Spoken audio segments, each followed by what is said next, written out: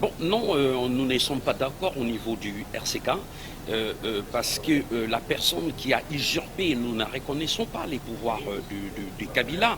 Bon, vous savez, aujourd'hui, ils cherchent le dialogue avec les opposants. La majorité des opposants en République démocratique du Congo ou dans la diaspora, ils ont dit non au dialogue.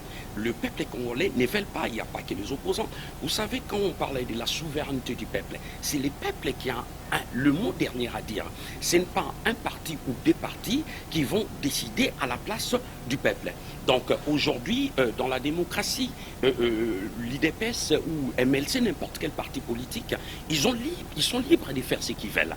Mais sauf que c'est la voix du peuple qui compte. Aujourd'hui, le peuple ne veut pas dialoguer avec Kabila. Le peuple exige une seule chose, le départ des Kabila. Nous, sur le dialogue, comme vous l'a dit M. Martin Sali, on ne sommes pas d'accord pour aller au dialogue, tout simplement, puisque ce dialogue-là n'a pas lieu d'être aujourd'hui. On est à une année quasiment, on va dire, des élections que la Constitution prévoit. Qu'allons-nous dialoguer? Sur quelle base? Qu'allons-nous réclamer à M. Kabila aujourd'hui? Alors que si nous attendons que M. Kabila soit démocrate comme il le dit, qu'il va aux élections en 2016, qu'il laisse son mandat, on n'a aucune raison d'aller au dialogue avec M. Kabila au jour d'aujourd'hui, premièrement. Deuxièmement, qu'allons-nous dialoguer avec M. Kabila? Sur quelle situation?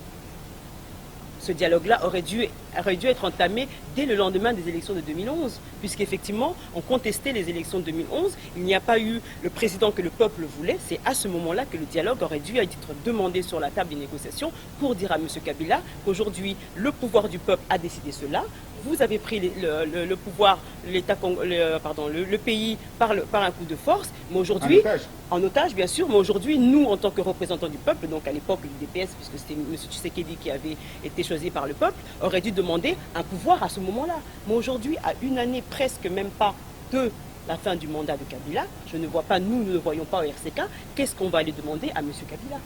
Je crois, il y a des compromis. Vous savez, il y a des accords. Quand on cherche trop le pouvoir, il y a des accords.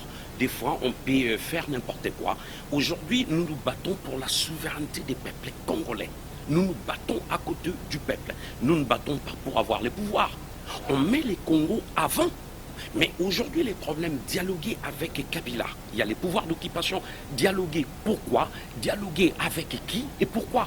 Nous n'avons plus besoin de Kabila. Jusqu'aujourd'hui, nous ne reconnaissons pas, nous ne légitimons pas son pouvoir. Donc, il est obligé, comme on dit, on attend 2016, mais nous, on demande qu'il puisse partir à partir de maintenant. C'est ça que les peuples congolais demandent. Senga Molimo Centre, Akita, Bonango Sungayo, Okota.